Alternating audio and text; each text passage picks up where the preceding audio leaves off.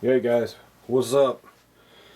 That driving video was a little too long. Sorry about that. I was not thinking. So when I get to start talking and all, and I just keep on going and going, and the last thing I want to do is make a rambling video. There's so many videos like that. You start rambling, like I am now, no one's going to watch your video. They're going to skip through it. You know, there's a lot of people out there that do this, big speeches before the video. It's just, don't do that. You're boring people to death. You know, no matter how great you think you are. They don't like it. And if you're making them laugh, that's one thing, but that's something I try not to do, which I'm doing right now, but I'm just explaining myself. So let's just get to the point. Alright, here's what I got at Cabela's. The Ruger Mark III, everyone's like, hey, yo, look at the SR22 or Ruger SR22. A couple people told me that. I don't want a 22 like that. I don't want a 22 like that. This is a classic look of the Ruger 22. This 22 has proven itself. They sell so many of these, and you'll see huge gun channels raving about these Ruger 2245 Mark IIIs. And this particular one, I always wanted, but every time I seen it, it had a Picatinny rail up here, it had a Picatinny rail under here. I don't want to put a big scope or big optic on my little tiny 22. I don't want to do it. I know there's guys that do it. They're into that. I don't get it. I don't put scopes on my handguns. That's something I'm not into. So I said, man, I wish they would come out with one of these with just regular sights on it. I had the Ruger Mark III, the big full-size steel one, and which is great. That thing runs like a bear. But I like the one that with the short barrel, also with the threaded barrel. I don't own a pistol with a threaded barrel. Now I do. What's great about these is they're extremely affordable. They're like $360. That's at Cabela's. If you go somewhere else, you might be able to get it for $340. Cabela's, the prices are a little pricey, but like I say, they have what you want. So I had one of these before with the full-length barrel with no threaded barrel at all. It was just full length, and it was nice. It shot good and all, but I didn't like the polymer frame. Why? Because the gun kind of felt top heavy, like it would flip over. I didn't like that, and I just didn't like the polymer frame. And the magazines come across the bottom and up the back a little bit. So what happens there, when you're trying to change magazines fast, the magazine won't come out because your palm's holding it in, because it comes up back here. It comes up here 1/4 of an inch. So if I was Ruger, I would make the magazine stop under here like the old one, so your palm doesn't hold it in. But when I seen this and I seen the price, I'm like, $300. It has the thread protector on it. It's got the 4-inch barrel. It's got regular sights on it. I said, I have to get this, man. I have to get it. Kind of an impulse buy, but not really, because I looked at it a week before and Cabela's held it for me for a week. So I had 5 or 6 days to think about it before I bought it. So I don't consider it an impulse buy. I just like the looks of this particular 22. This is Ruger's trademark of their 22. This is it's just a badass looking gun. It's got the 1911 grips on it, 1911 angle. Like I said, this has the polymer frame. I had this one before. It does feel like it wants to do this. It wants to flip upside down. But with the shorter barrel now, what the hell's going on back there? With the shorter barrel now, took a lot of weight off the barrel, because the other ones come down to here. So it took a lot of weight off the barrel. Doesn't feel too much like a top heavy gun anymore. And what I love about it is the thread protector. Now I just got done taking this bad boy apart. These things are a bitch, man, when they're new. The hardest thing when you're taking these apart is getting this mainspring housing pin out of here. This holds the whole gun. And when it's new, it's tight. And sometimes sometimes you're lucky. Depends how your gun's made. This particular one's made really, really tight. And I had to get a plastic punch, which you can see there's no marks on it. I had to whack it with a mallet and a plastic punch, and it took it right out.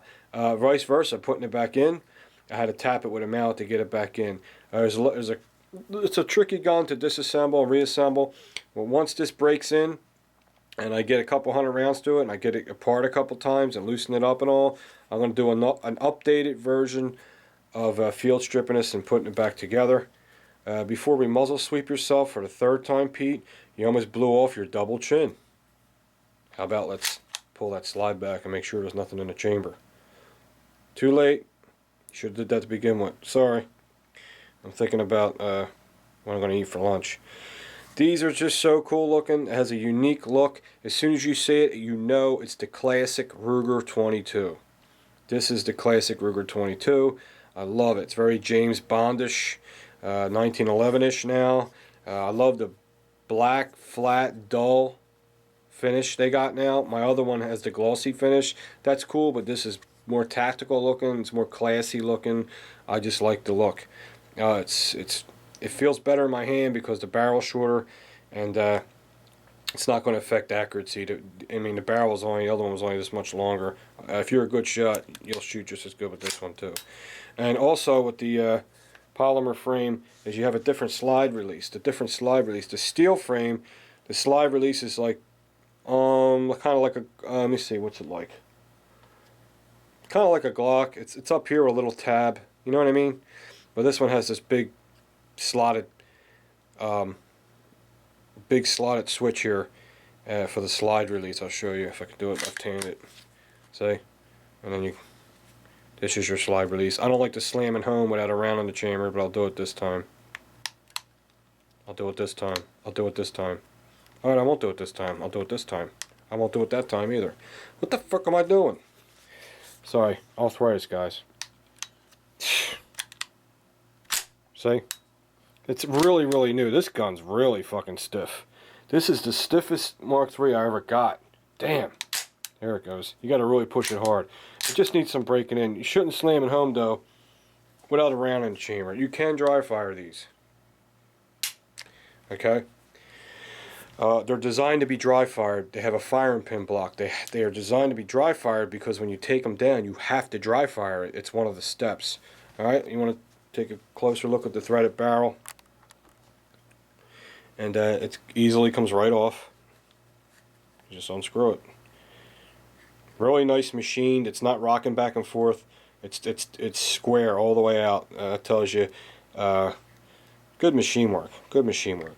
A machinist would notice things like that. When I'm not a machinist, but I worked in a machine shop, and everything's meticulous. It should be oiled. There's your threaded barrel. And in Pennsylvania, for $200, you can get a sound suppressor. And it also has a waved pressure washer in there, and that keeps this from vibrating loose from recoil, which there ain't much recoil with a 22, but still enough to vibrate that loose. So put that back on. Give it a turn, tight as you can. Okay. I think this thing is beautiful. Like I said, I wish the frame was at least aluminum, but in defense to the polymer frame, just trying to give you a shot all around it. You know, usually back here on the metal frame gets kind of scratched up from pulling this mainspring out all the time. You get it scratched up. This won't because it's plastic. There's nothing to scratch off.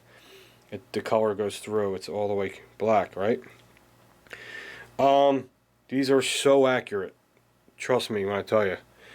I mean, you could take a moth's left ball off with this thing, if you could see it.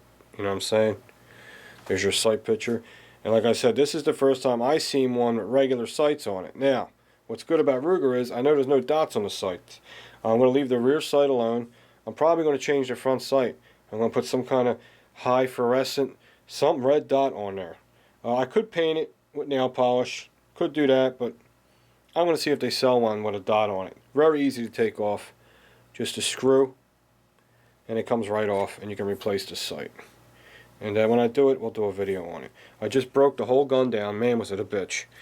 This is, like I said, it's very, very tight. I had to use a mallet and my, where is it? Black punch to get the mainspring out. That's what I got at Cabela's. This is a really cool 22. I love this. Love this look. Okay? That's what happened there. It comes with 2 magazines, 2 10-round magazines, 10 plus 1. And my choice for ammunition is 40 grain round nose CCI mini mag. That's my choice for this gun. It likes them. You get a nice soft case with it, which I won't use. I'll put it here for I'll hang it up here for decoration. I like the Ruger logo. Put it in the background or something, because I have a range bag. Always keep everything. Keep your box, even if your box is cardboard. Do not throw your box away. If God forbid something makes you trade your gun in, they want everything. It makes it more valuable to have all your stuff. Well, this is really sweet. I love this dull finish, man. It's loving it. Okay, I have the Alaskan out because I got these for 45 Colt. Cabela's had these critical defense rounds for $21, and it's 45 Colt or 45 long Colt, whichever way you say it is right. Some boxes will say LC, some boxes will just say Colt, and they're beautiful. So I figured I'd show them to you. I mean, for 20 bucks, I grabbed a set, a box. Okay, critical defense Hornady. Hornady makes some of the best ammo. Awesome. Got them for 20 bucks. I got 400 rounds of 40 grain CCI mini mag round nose right here. 400 rounds at $8 a box. That ain't bad. I got 100 rounds of Winchester white box. I'm still breaking in my Ed Brown. Ed Brown says to break in your Ed Brown with Winchester white box. That's what they use at the Ed Brown factory. So I will listen to them. After I get 500 rounds of this through it, they said, then try other manufacturers like Remington UMC or PMC or wherever, American Eagle. You should have no problems with it. So we got 250 through the Ed Brown. So this is going to make it 350. So I'll get another 2 boxes. And after that, then we're going to start putting other ammo through the Ed Brown. Make sure it runs okay. Because the Ed Brown does not particularly like UMC right now. It didn't jam. It just kind of brass was kind of going in weird directions. So we'll see. We'll see what happens with that. It's not a big deal. Okay, and here's my Alaskan. And I have the new critical defense ammunition in it, 45 Colt. I do not have the money to buy Casull right now. I think it's ridiculous. $47 a box. So I got critical defense ammo in here. This is ready to go. Everyone should have a revolver, just in case you're not an experienced gun owner and you get in a stressful situation and you're looking at your automatic looking for a safety or whatever. You just grab your revolver, man. You can leave them loaded forever. You don't have to worry about wearing out the springs. It can be loaded for years. It's just ready to go. That's why it's good to have a revolver. I've said that before. Got 100 rounds of American Eagle 9mm for $12.99 a box. That's very reasonable. 147 grain, and it's their flat points. They don't come to a tip. The tip's cut off. They're flat points, but they're fine. They'll feed. I ain't worried about that. I hope. But that's what I got at Cabela's. Let me know what you guys think. Oh, and I also got, these are my all-time favorite targets. I'm trying to stock up on these. I mean, I want to stock up on these so much. I was talking to Mr. 45 Bullet. I said I want them 3 feet off the ground. That's how many of these fucking targets I want. But if you buy these in the small packs, they're like $7.99. You only get like 5 of them, maybe 6. But if you buy this thick pack, see how thick it is? You get 30 targets for $22. So you're better off buying the bulk. I'm just going to keep buying them like maybe once a month, buying a pack and really stock up on these. Once you get used to these targets help you shoot better. They're not only fun, they help you shoot better because as soon as your first shot goes off, you can see it immediately. And you can make your adjustment immediately while you're in the groove, while you're in the zone. The other targets, if you have bad eyes like me, you get your first shot off, you're like, where did it hit the bullseye? And you're like, yeah, it's in the black. Where the fuck's the hole? You know, these are awesome. They're expensive, but like I said, once you get used to these, man, they're like filet mignon. You know what I'm saying? You don't want to go back to what's shitty meat? I don't know. Anyone got anything? Smelly, doggy, dried out turkey? That's pretty bad. But these are like filet mignon compared to that. So I got 2 of these. So I got 2 packs of them. And that's it. Had a good time with Ron. I showed you that. And let me know what you think of the video. I'm going to keep this one short because the other one was way, way too long.